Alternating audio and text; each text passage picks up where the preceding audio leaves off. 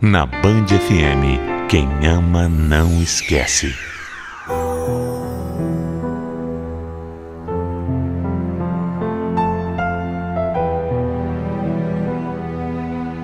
O que eu aprendi com a vida foi que nós nunca podemos perder as esperanças. Mesmo que tudo pareça um mar de angústia sem fim, no final vai dar tudo certo.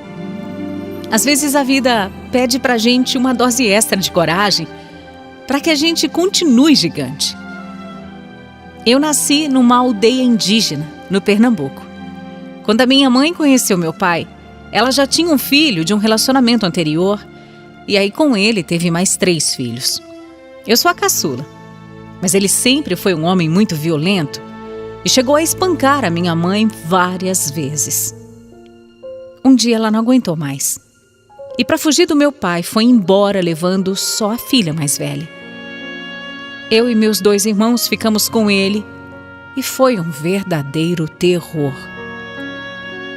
Ele seguia sendo agressivo e quando ele bebia era ainda pior. Na verdade, ele nunca escondeu que odiava os filhos. Eu não tinha cuidado, amor, nada. Eu vivia pelas ruas largada. Quando eu ainda era criança, eu fui abusada e violentada por vários homens diferentes, mais vezes do que eu consigo me lembrar. A vida era muito dura, muito difícil.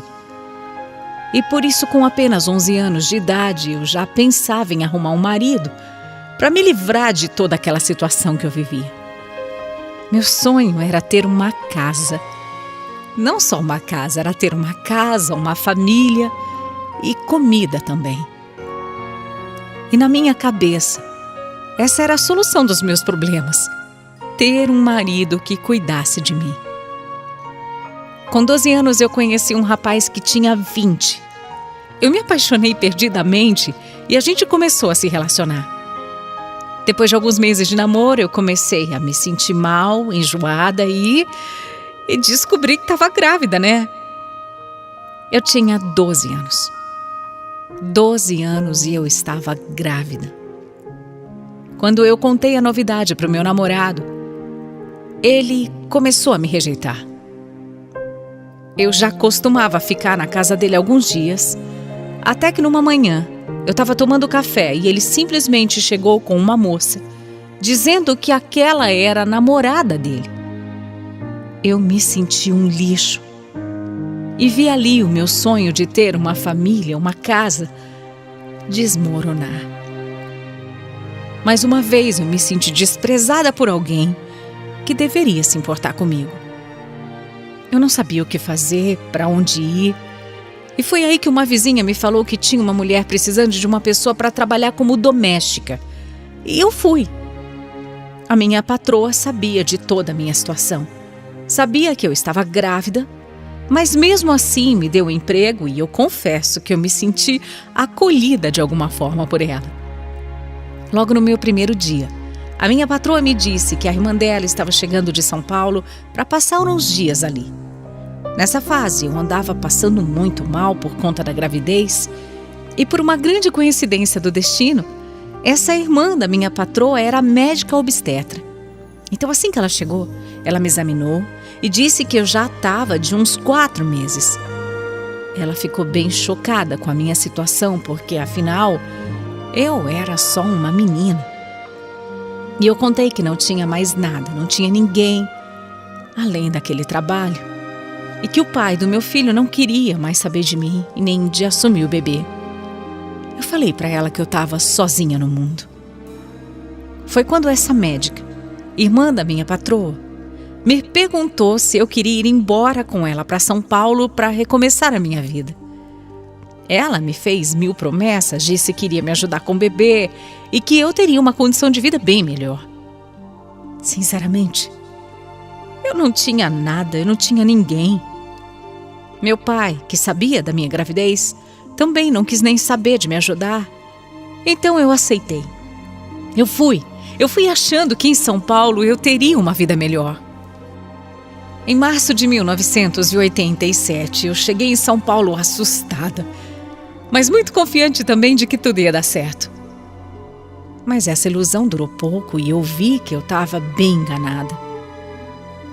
O apartamento da médica, minha nova patroa, não era tão pequeno. Tinha 2 quartos, tinha uma beliche com uma cama sobrando, tinha o sofá da sala vago, mas mesmo assim ela me colocou para dormir no chão. No chão, num colchão fino, embaixo da mesa da cozinha. Eu tinha 12 anos. Eu estava grávida. Eu cozinhava, eu lavava, eu limpava o apartamento e eu só podia dormir no chão passando frio. Eu me senti tão humilhada, mas não me sentia no direito de falar nada. Para onde mais eu poderia correr numa situação dessa? Recém-chegada numa cidade em que eu não conhecia, grávida e só com 12 anos. Eu não tinha ninguém. Quando a minha barriga começou a crescer, a minha patroa disse que eu deveria dar o meu filho para adoção quando ele nascesse. Na hora eu rejeitei totalmente essa ideia. Ter e criar o meu filho era a única esperança que eu tinha na vida. Era por ele que eu continuava acordando e vivendo todos os dias. Mas ela continuou insistindo. Disse que eu não tinha a menor condição de cuidar de um bebê sendo analfabeta, não tendo dinheiro e nem ninguém. E ainda que nem o pai do meu filho me quis. Ela disse que eu não tinha que querer nada. E que o melhor para o meu filho seria arrumar uma outra família, porque eu não tinha nada para oferecer para ele. E só tinha 12 anos.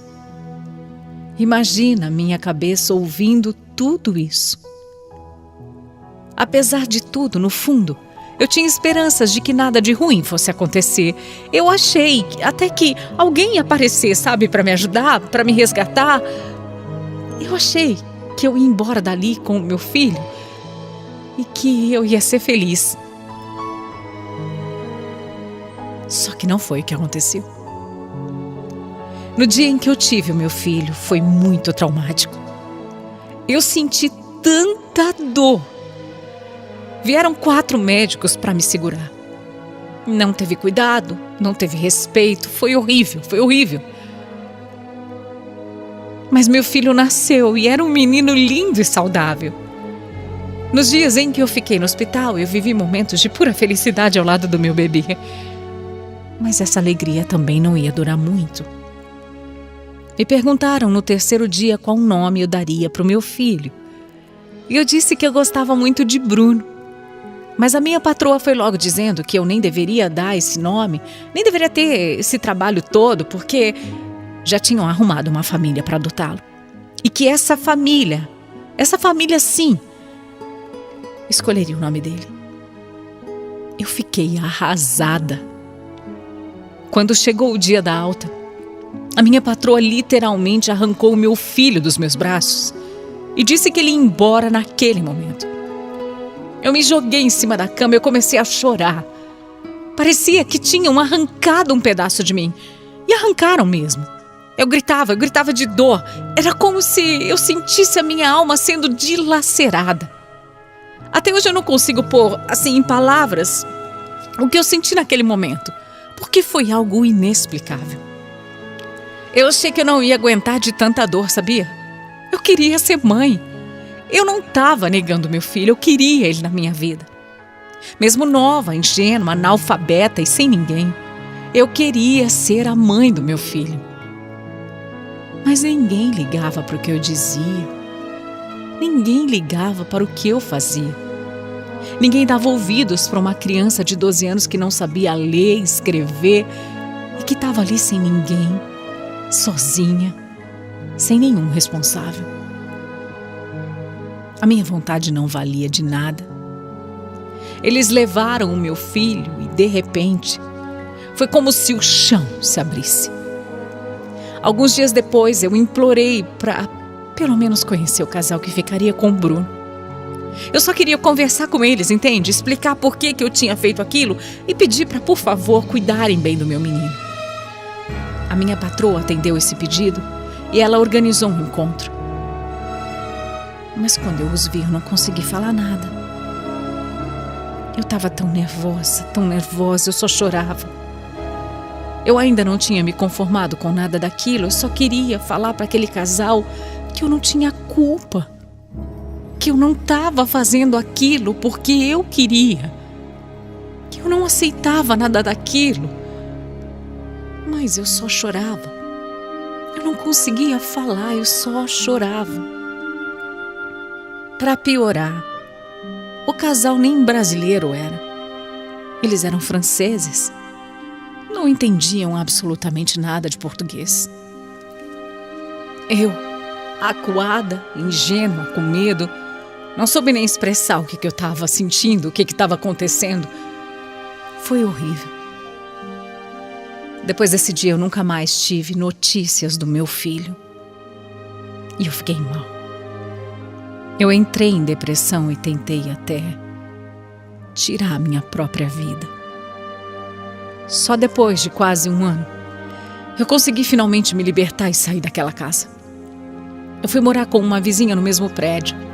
E foi ela quem me alertou que tudo que tinham feito comigo era crime. Ela abriu os meus olhos. E isso me deixou mais revoltada ainda. Depois eu consegui um outro emprego. Eu saí do prédio e nunca mais soube nada daquela médica. Os anos passaram, a vida seguiu, mas o vazio sempre existiu no meu peito. Todos os dias. Todos. Eu pensava no meu filho. Pensava onde ele estaria, com quem ele estaria, se ele estaria bem, se ele estava feliz. Quando eu contava a minha história, todo mundo dizia para eu tentar esquecer, para não pensar nisso, porque seria impossível encontrá-lo agora. Mas que mãe desiste de um filho, hein? No meu peito eu nunca ia me conformar, nunca. A minha vida não foi fácil. Com 20 anos eu casei com um outro rapaz e tive o meu segundo filho. Eu confesso que eu achei que ele ia conseguir preencher esse vazio. Mas é uma ilusão. Mamãe nunca se esquece de um filho. A gente pode ter 10 filhos, pode perder um. Aquele sempre vai fazer falta. Sempre. Com esse rapaz eu fiquei por 5 anos e me separei. Depois de um tempo eu casei de novo e tive o meu terceiro filho. Mas meu marido começou a maltratar o meu filho, que não era dele, e eu me separei outra vez. Parecia que eu realmente nunca ia conseguir realizar o meu sonho de ter uma família.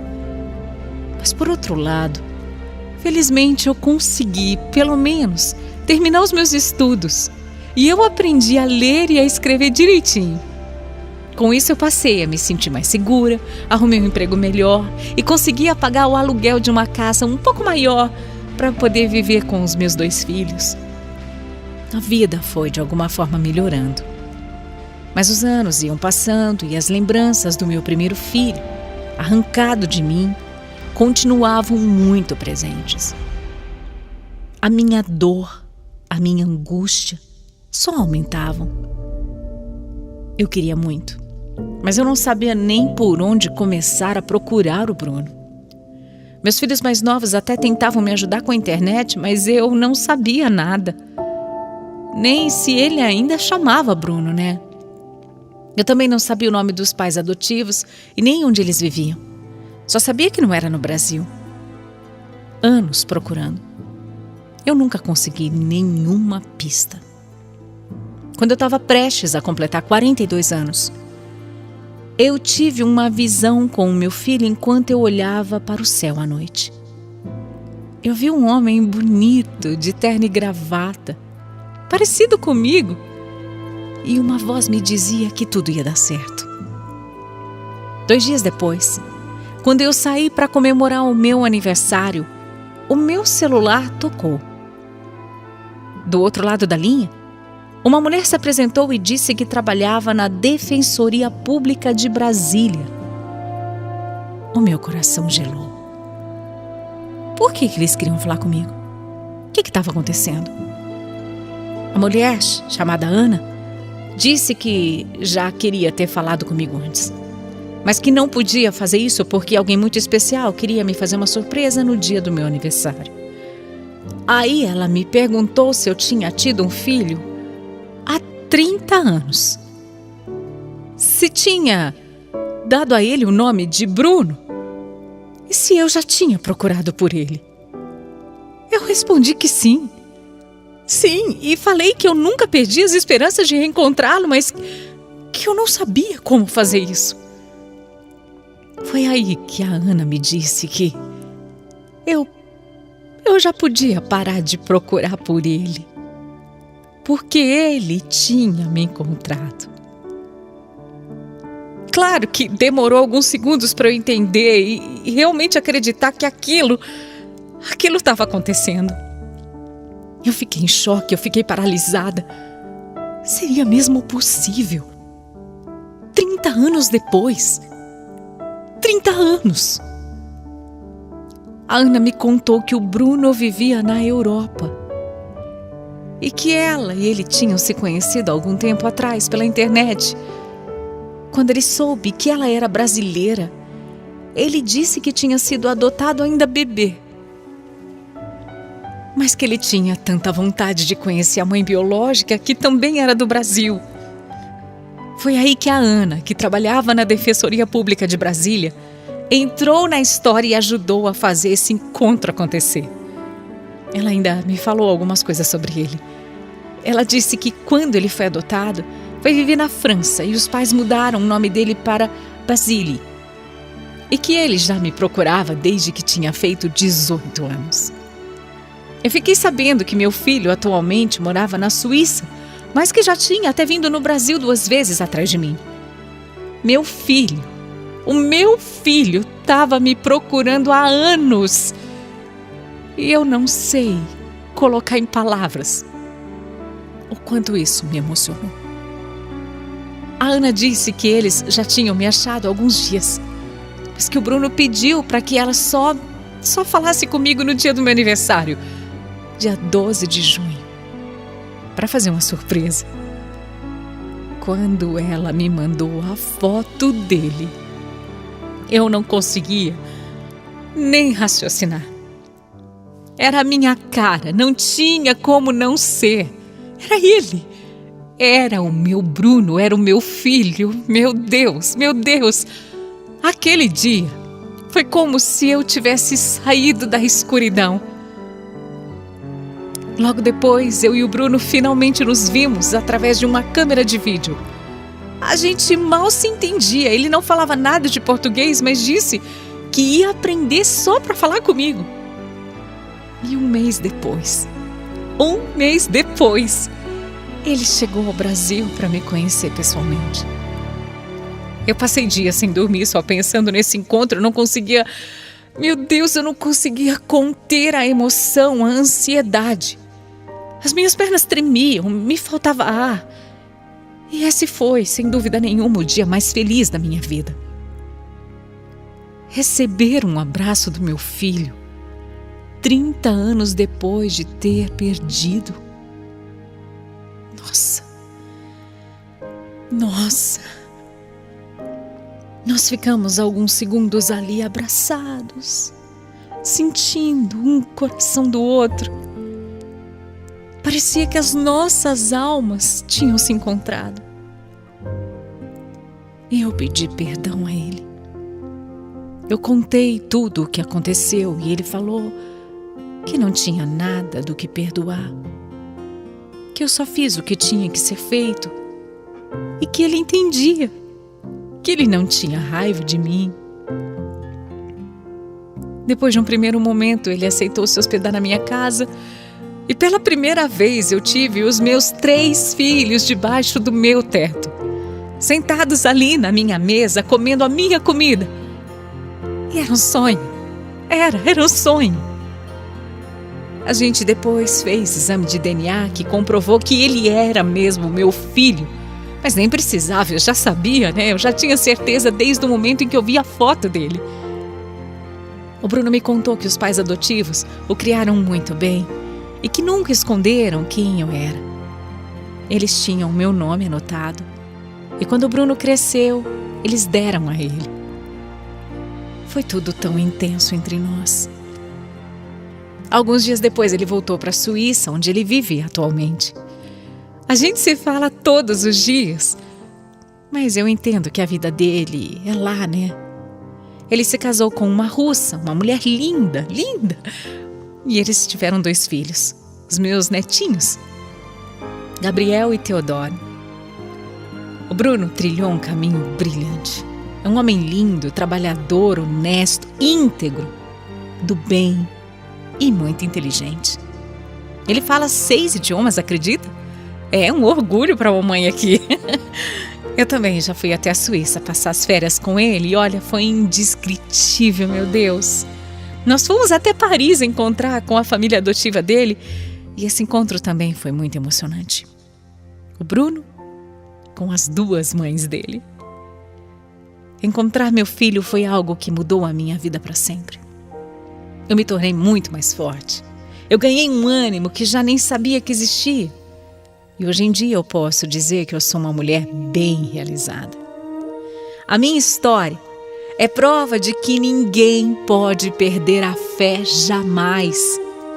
Mesmo que tudo pareça escuro e que assim fique por um bom tempo, sempre haverá uma luz. Sempre haverá. Eu sou a prova de que o amor é a força mais poderosa do universo e que é Ele quem alimenta a esperança de dias melhores.